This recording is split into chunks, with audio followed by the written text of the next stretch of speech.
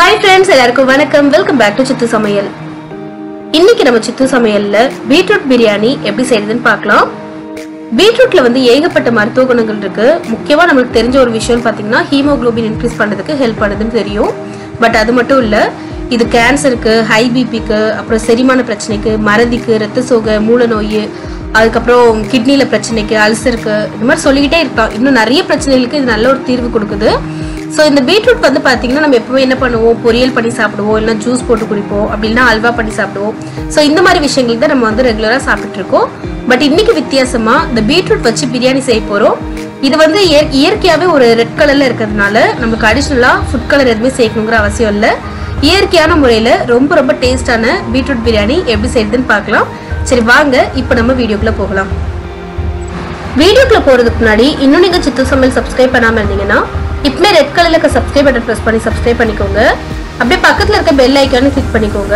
அப்போது நான் போடுற வீடியோஸோட அப்டேட் எல்லாமே உங்களுக்கு நோட்டிஃபிகேஷன் மூலமா கிடைக்கும். ஸோ நீங்க மிஸ் பண்ணாம எல்லா வீடியோவும் பார்க்கலாம். இந்த பீட்ரூட் பிரியாணி இன்னைக்கு நான் குக்கர்ல தான் பண்ண போறேன். ஸோ குக்கர் அடுப்புல வச்சு கொஞ்சம் சூடானதும் இதுல ஒரு 3 டேபிள் ஸ்பூன் அளவுக்கு எண்ணெய் சேர்த்துக்கிறேன். கூடவே 1 டேபிள் ஸ்பூன் அளவுக்கு நெய் சேர்த்துக்கிறேன். எண்ணெய், நெய் எல்லாமே சேர்ந்து நல்லா சூடானதுக்கு அப்புறமா இதுல கறி மசாலா ஐட்டம்லாம் சேர்த்துடலாம். நான் இன்னைக்கு இது கூட சேர்க்கறதுக்கு ஒரு பட்டை எடுத்திருக்கேன், 2 பிரியாணி இலை, ஒரு அன்னாச்சி பூ, 2 கிராம்பு, 3 சின்ன ஏலக்காய் எடுத்திருக்கேன். இது எல்லாத்தையுமே உள்ள சேர்த்துக்கிறேன். கூடவே ஒரு 3 பச்சை மிளகாய் எடுத்திருக்கேன். இதை இந்த மாதிரி பாதியா உடைச்சு சேர்த்துக்கலாம். இது கூடவே ஒரு பெரிய வெங்காயத்தை இந்த மாதிரி நீல வாக்குல நறுக்கி வச்சிருக்கேன், அதையும் சேர்த்துக்கிறேன்.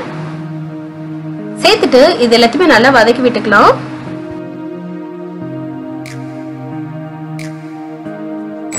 வெங்காயம் இந்த மாதிரி நல்லா வதங்கினதுக்கு அப்புறமா இது கூட 1 டேபிள் ஸ்பூன் அளவுக்கு இஞ்சி பூண்டு பேஸ்ட் ஆட் பண்ணிக்கிறேன். சேர்த்துட்டு இந்த இஞ்சி பூண்டோட பச்சை வாசனை போகிற வரைக்கும் நல்லா வதக்கி விட்டுக்கிறேன்.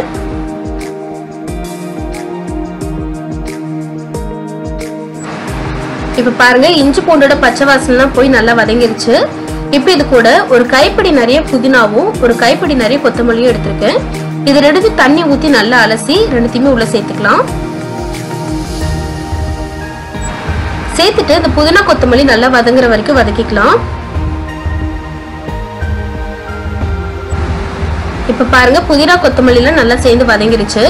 இப்போ இது கூட ஒரு பெரிய தக்காளியை நீல வாக்குல நறுக்கி வச்சிருக்கேன், அதை சேர்த்துக்கிறேன். நிறைய தக்காளி சேர்த்துக்க வேண்டாம், ஒரே ஒரு தக்காளி சேர்த்துக்கிட்டீங்கனாலே போதும். சேர்த்துட்டு இந்த தக்காளி நல்லா வதக்கி விட்டுக்கோங்க. பாருங்க, தக்காளி நல்லா வதங்கிருச்சு.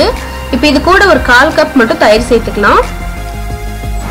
தயிர் சேர்த்துட்டு எல்லாத்தையும் ஒண்ணு நல்லா கலந்து விட்டுருங்க.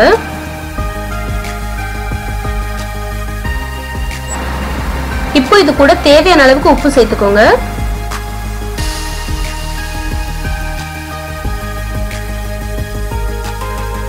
இப்போ இதுல இந்த அளவுக்கு உள்ள ஒரு பெரிய பீட்ரூட் எடுத்து நல்லா இது மாதிரி பொடி பொடியா நறுக்கி சேர்த்துக்கலாம். பீட்ரூட் ரொம்ப பெருசா நறுக்க வேண்டாம், கொஞ்சம் பொடியா நறுக்கினீங்கன்னா தான் ரொம்ப நல்லா இருக்கும். பீட்ரூட் சேர்த்துட்டு எல்லாத்தையும் நல்லா இந்த மாதிரி மிக்ஸ் பண்ணி விட்டு ஒரு 2-3 நிமிஷம் வேக வச்சு எடுத்துக்கலாம். பீட்ரூட் சேர்த்துட்டு அடிஷனலா தண்ணி எதுவுமே சேர்க்க வேண்டாம், இதுலயே கொஞ்சம் தண்ணி விட்டு வேகும். ஸோ அப்படியே விட்டுருங்க கொஞ்ச நேரம். பாருங்க, இப்போ எவ்வளவு தண்ணி விட்டுருக்கு பாருங்க. இப்போ இது கூட நம்ம ஒரு 1/2 டேபிள் ஸ்பூன் அளவுக்கு தனி மிளகாய் தூள் சேர்த்துக்கலாம். கூடவே ஒரு 1/4 டீஸ்பூன் அளவுக்கு கரம் மசாலா சேர்த்துக்கலாம். சேர்த்துட்டு மறுபடியும் எல்லாத்தையும் ஒண்ணா நல்லா கலந்து விட்டுடலாம். இப்போ இது கூட தண்ணி சேர்த்துடலாம். நான் இந்த கிளாஸ்க்கு தான் 1 கிளாஸ் அளவுக்கு அரிசி எடுத்திருக்கேன்.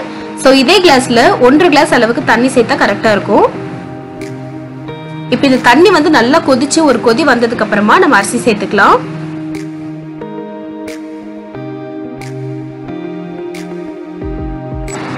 பாருங்க, தண்ணி நல்லா இந்த மாதிரி கொதிச்சு வந்ததுக்கு அப்புறம் தான் நம்ம அரிசி சேர்க்கணும், அதுக்கு முன்னாடி சேர்க்க கூடாது. இப்போது நம்ம இது கூட அரிசி சேர்த்துக்கலாம்.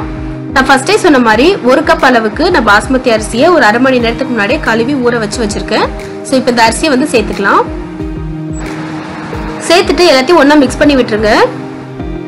இப்பவே உப்பு காரெல்லாம் பார்த்துக்கோங்க, பத்தலைன்னா இப்பவுமே சேர்த்துக்கோங்க. தண்ணியில உப்பு கொஞ்சம் ஜாஸ்தியா இருக்கணும், அப்பதான் அரிசி வெந்து வரும்போது கரெக்டா இருக்கும். இப்போ இதுல பாதி எலுமிச்சை பழச்சாறு பிழிஞ்சு விட்டுக்கலாம். இப்போ குக்கரை மூடி வச்சு ஒரே ஒரு விசில் மட்டும் விட்டு வேக வச்சு எடுத்துக்கலாம்.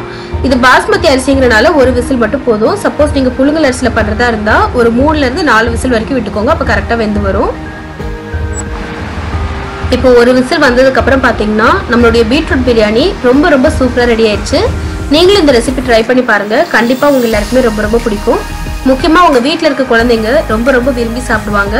நீங்களும் இந்த மாதிரி செஞ்சு பார்த்துட்டு எப்படி இருந்ததுன்னு சொல்லி எனக்கு மறக்காம கமெண்ட்ல ஷேர் பண்ணுங்க. இந்த வீடியோ நிச்சயமா உங்க எல்லாருக்குமே பிடிச்சிருக்கும் நம்புறேன். பிடிச்சிருந்தனா இப்பமே இந்த வீடியோக்கு ஒரு லைக் பண்ணிட்டு இன்னும் நீங்க சித்து சமையல் சப்ஸ்கிரைப் பண்ணாம இருந்தீங்கன்னா இப்பமே சப்ஸ்கிரைப் பண்ணிக்கோங்க. மீண்டும் வேற ஒரு சூப்பரான ஒரு வீடியோவோட உங்களை எல்லாரையும் சந்திக்கிறேன். அது வரைக்கும் டாடா பை.